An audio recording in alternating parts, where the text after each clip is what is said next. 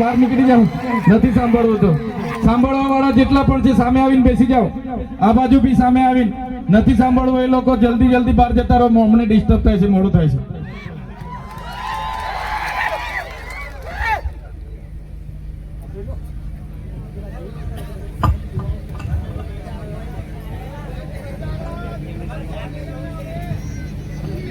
મીડિયાના મિત્રો સિવાય બીજા બેસજો. આ મીડિયાના મિત્રો છે એમને લાઈવ કરવા દેજો. આપણી વાત દેશ અને રાજ્યમાં પ્રસારિત કરવા માટે મીડિયા મિત્રો ખડે પગે ઉપસ્થિત છે, એમને ઉતારી લેવા દેજો. આજના ગુજરાત જોડો અભિયાન અંતર્ગતની જનસભામાં ડભોઈના પણસોલી ખાતે અહીં મંચસ્થ ઉપસ્થિત મારા સાથી મિત્ર, વિદ્યાર્થીઓના નેતા અને યુવા નેતા એવા યુવરાજસિંહ જાડેજા, સાથે છોટાઉદેપુર લોકસભાના પ્રભારી એવા મુકેશભાઈ બારિયા, સાથે વડોદરા જિલ્લા આમ આદમી પાર્ટીના પ્રમુખ એવા હિરેનસિંહ સિંધા, સાથે છોટાઉદેપુર જિલ્લાના પ્રમુખ એવા રાધિકાબેન રાઠવા, સાથે મંચસ્થ ઉપસ્થિત તમામ આગેવાનો, વડીલો, યુવાનો, આજના કાર્યક્રમની આયોજન કરનારા મારા સાથી મિત્ર એવા મહેશભાઈ તડવી, બાલુભાઈ તડવી, પંકજભાઈ વસાવા, સુરેશભાઈ વસાવા અને મંચસ્થ ઉપસ્થિત તમામ આગેવાનો, સામે બેઠેલા તમામ વડીલો, યુવાનો, માતા બહેનો, સૌને મારા લાખ જોહાર કરું છું, સૌને મારા વંદન કરું છું. સાથીઓ, આજનો દિવસ એટલા માટે મહત્વનો છે કે આજે બંધારણ સભાના આપણા આદિવાસી સભ્ય જેમને ક્રાંતિકારી જયપાલસિંહ મુંડા કહેવામાં આવે છે, જયપાલસિંહ મુંડાનો 123મી જન્મ જયંતિ છે. સાથે સાથે સાવિત્રીબાઈ ફૂલે જેમણે સમાજ સુધારક તરીકે મહિલા અધિકારોની વાત કરી, મહિલાઓની શિક્ષણની વાત કરી, એમની પણ આજે જન્મ જયંતિ છે. ત્યારે મંચસ્થ ઉપસ્થિત અહીંયા તમામ આગેવાનો વતી આ એમની જયંતિને લાખ આપણે જોહાર વંદન કરીએ છીએ. આગળના વક્તાઓએ તમામ વાતો કરી છે, ત્યારે હું વધારે સમય નથી લેવાનો. 5-7 મુદ્દાઓ છે, 5-10 મિનિટ બોલીને તમારી સાથે અહીંથી વિદાય લેવાનો છું. ત્યારે આગળના વક્તાઓએ કીધું કે અહીંયા તો ખૂબ મોટા કૌભાંડો થાય છે, ભ્રષ્ટાચારો થાય છે. ત્યારે સાથીઓ, 30 વર્ષ સુધી આ ભારતીય જનતા પાર્ટીને લાવવાવાળા કોણ? લાવવાવાળા કોણ? ભાજપને અત્યાર સુધી મત આપવા વાળા કોણ? આપણે 5 વર્ષ સુધી પીવાના પાણીની રજૂઆતો કરવા જઈએ છીએ, રસ્તા નથી સારા એની રજૂઆતો કરવા જઈએ છીએ, આંગણવાડી નથી એની રજૂઆતો કરવા જઈએ, શિક્ષક મૂકી આપો એને આંદોલન કરવા જઈએ, યુવાનોને રોજગારી મળે એને આંદોલન કરવા જઈએ. અને જ્યારે ચૂંટણી આવે, અહીંયા આપણા વિસ્તારમાં એક જમણવાર રાખી દે, દાળ ભાત શાક ને પૂરી ખવડાવી દે, એટલે આપણા લોકો જઈને કમળનું બટન દબાવી આવે. બધી તકલીફો ભૂલી જાય, બધી સમસ્યાઓ ભૂલી જાય. બસ એક દિવસ જમણવારમાં જઈને જમી લેવાનું. કોઈ હારા નેતા આવે ને હારું ભાષણ કરી દે, વાયદા કરી દે, એટલે આપણા જ લોકો જઈને બટનો દબાવી આવે. સાચી વાત છે કે ખોટી વાત છે? બધાએ કર્યું છે ને આવું? હવે ખબર પડી ને શું થાય તે? પડી ને ખબર શું થાય તે? પડી ગઈ ને? હવે દબાવશો? પાછળ વાળા બોલતા નથી ભાઈ, દબાવવાના તો હા કહી દો. હજુ લાવવાના? તમે જોઈ લો, નર્મદા પરિયોજનાની ડેમ બન્યો, આપણા લોકોને ત્યાંથી વિસ્થાપિત કરવામાં આવ્યા. આ સરકારે આપણા લોકોને એવું કીધું કે જે પણ લોકોના ગામો અહીંયાથી વિસ્થાપિત થાય છે એ લોકોને જમીન સામે અમે જમીન આપીશું. એક પરિવારમાંથી એક વ્યક્તિને સરદાર સરોવર નિગમમાં કાયમી રોજગારી આપીશું. સિંચાઈનું પાણી એમને ખેતરમાં મફત આપીશું.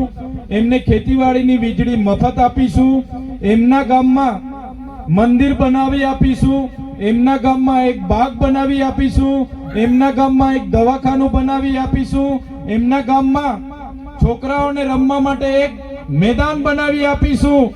અને આજ દિન સુધી એ લોકોએ આપણને આપ્યું. આજે આપણા કોઈ વ્યક્તિ ગામમાં મરણ પામે છે, એ વ્યક્તિને અગ્નિ સંસ્કાર કરવા માટે પણ સ્મશાન સુદ્ધા આ લોકોએ આપણને આપ્યા નથી. સાચી વાત છે કે ખોટી વાત છે? સ્મશાન માટે આજે ઝઘડા થાય છે, એમને દફન વિધિ કરવા માટે જગ્યા માટે ઝઘડા થાય છે. તો હજુ ભાજપને લાવવા માંગો છો?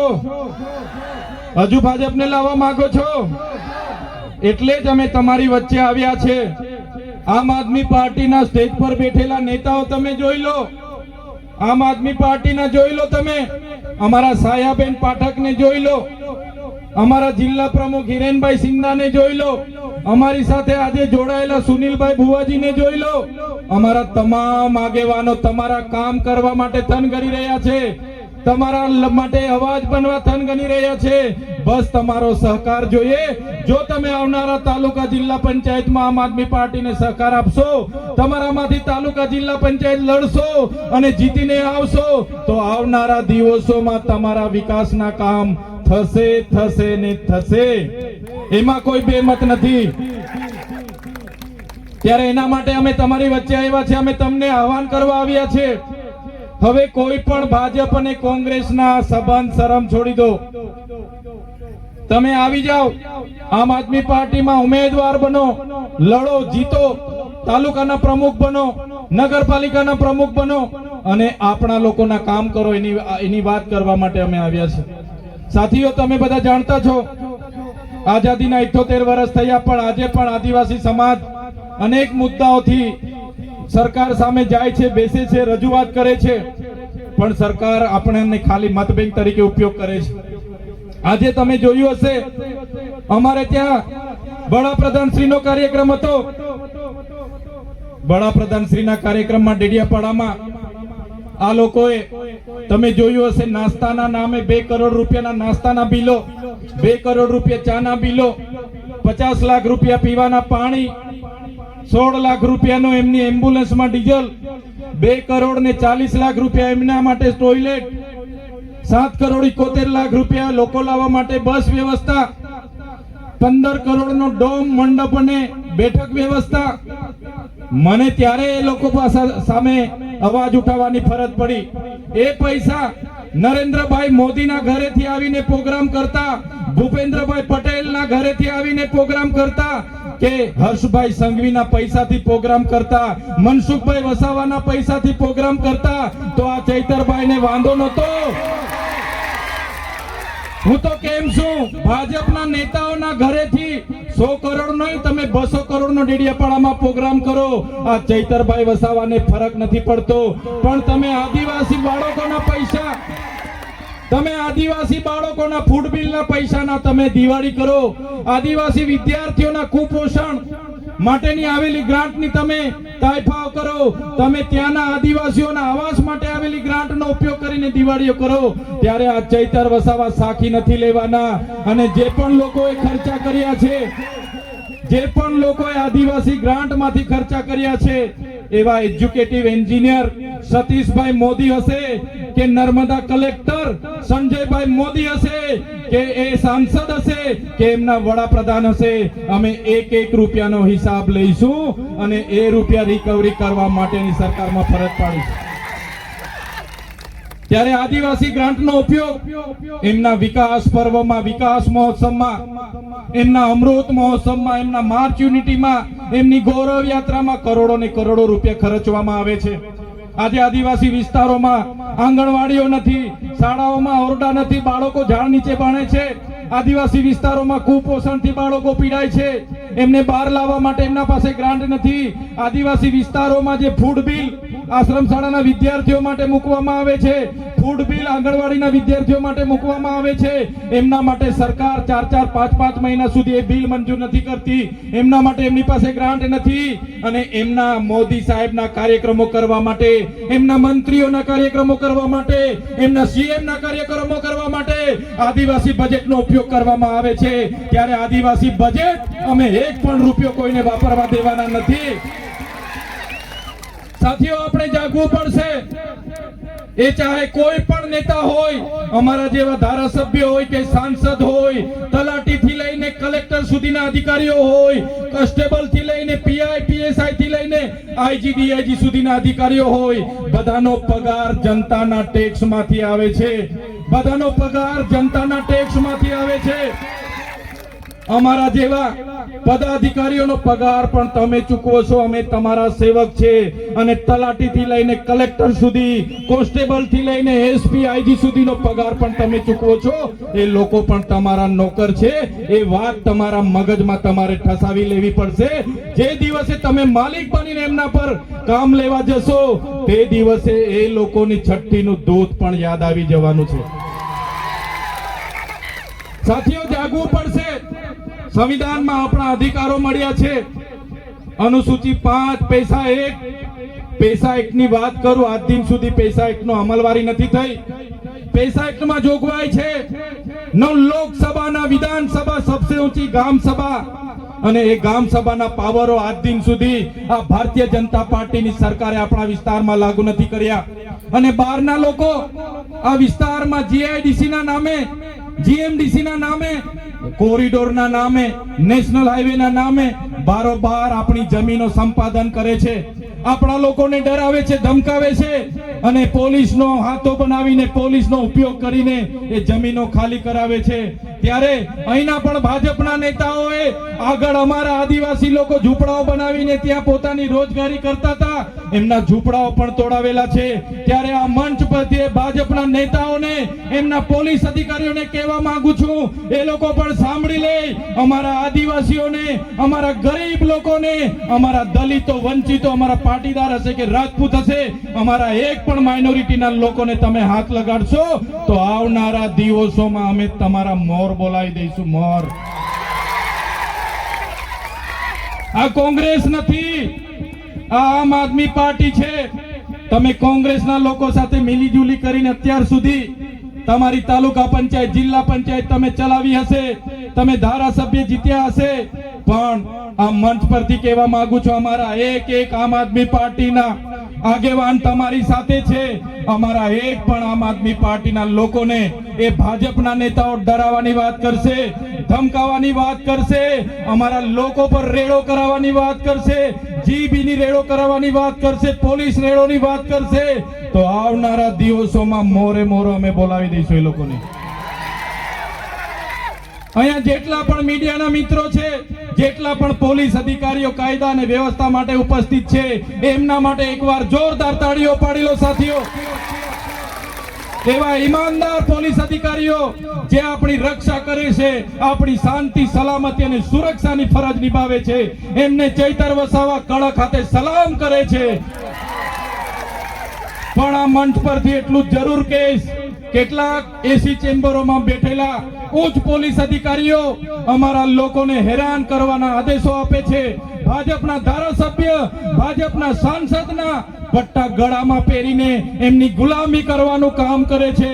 એવા પોલીસ અધિકારીઓ પણ કહેવા માંગુ છું, અમારા લોકોને રંજાડવાનું બંધ કરી દેજો, નહીં તો આવનારા દિવસોમાં તમારો પણ હિસાબ કિતાબ કરી દઈશું અમે. 2027માં આવનારી તાલુકા પંચાયત, જિલ્લા પંચાયત અને 2027માં પૂરા ગુજરાતમાં આમ આદમી પાર્ટીની સરકાર બનવાની છે. ત્યારે ઉચ્ચ પોલીસ અધિકારીઓ અમારા નાના પોલીસ અધિકારીઓને અમારા લોકો સાથે ઘર્ષણ કરવા માટે મોકલી આપે છે. એવા પોલીસ અધિકારીઓનો પણ હિસાબ કિતાબ થશે, અને જરૂર જણાશે એમને જેલની હવા પણ અમે ખવડાવીશું. સાથીઓ, અમારા કેટલાક લોકોને આ વિસ્તારમાં જંગલ ખાતાના અધિકારીઓ પણ હેરાન પરેશાન કરવાનું કામ કરે છે. ત્યારે આ મંચ પરથી જંગલ ખાતાના લોકોને પણ કહેવા માંગુ છું, કાન ખોલીને સાંભળી લો. તમારું જંગલ ખાતું તો 1927 માં આવ્યું છે.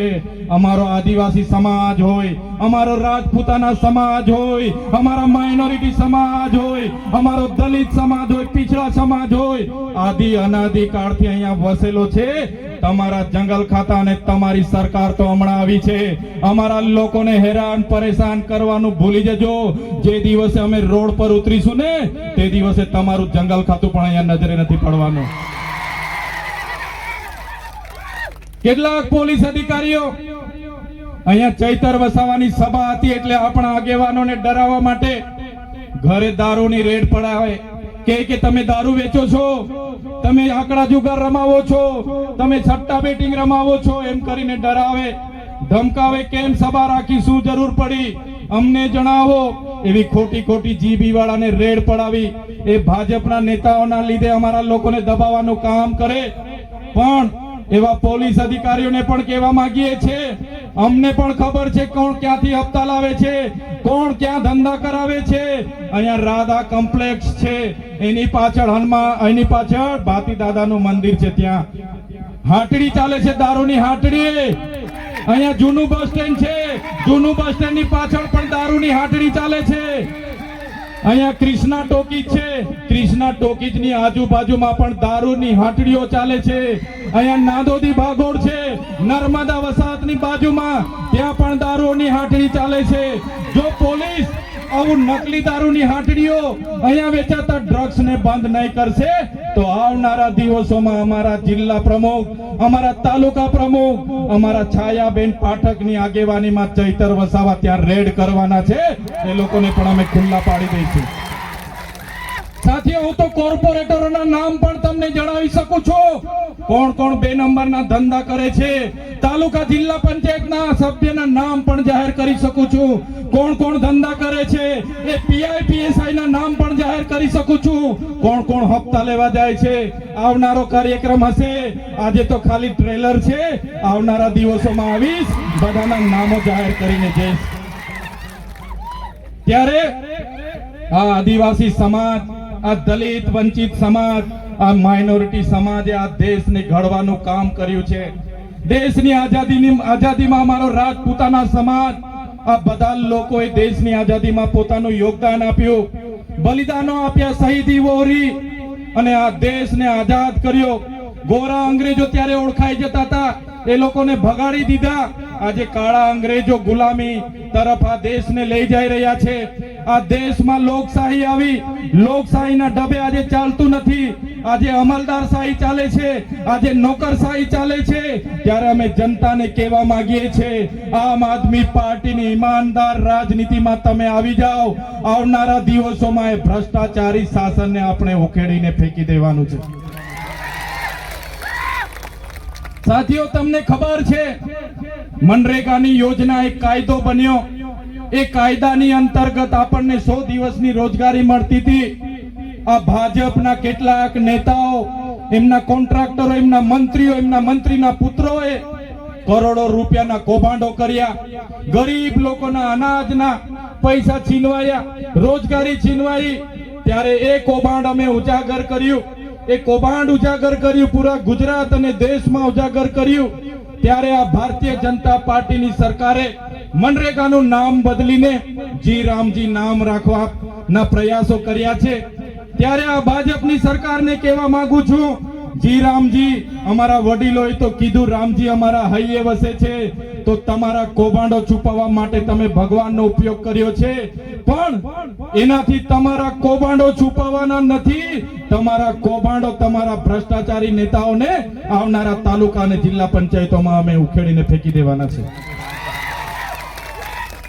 તમે સાથીઓ જોયું હશે, ગામડે ગામડે નલ સે જલના નામે અહીંના ધારાસભ્યના માણસો, સાંસદના માણસોએ ગામડે ગામડે પાઇપો નાખી દીધી, નળ નાખી દીધા, અને એક પણ ગામમાં નળમાંથી પાણી નથી આવતું. અને આજે નળ અને બધા સોબાના ગાંઠિયા એમણે કૌભાંડો કર્યા. ત્યારે ભારતીય જનતા પાર્ટીને એમના તાલુકા સભ્ય, એમના જિલ્લા સભ્ય, એમના મળતિયાઓ જે કૌભાંડો કર્યા છે, ત્યારે અહીંયા ઉપસ્થિત થયેલા તમામ યુવાનો, વડીલો, મારી માતા બહેનોને કહેવા માંગુ છું, આવનારી જિલ્લા પંચાયત અને તાલુકા પંચાયતમાં જેટલા પણ મનરેગાના કૌભાંડ થયા છે, જેટલા પણ નલ સે જલના કૌભાંડ થયા છે, જેટલા પણ બ્રિજ બનાવવામાં કૌભાંડ થયા છે, જેટલા પણ રોડ બનાવવામાં કૌભાંડ થયા છે, જેટલા પણ અનાજ આપવામાં કૌભાંડ થયા છે, એ તમામ કૌભાંડોનો બદલો લેવા માટે તૈયાર થઈ જાઓ.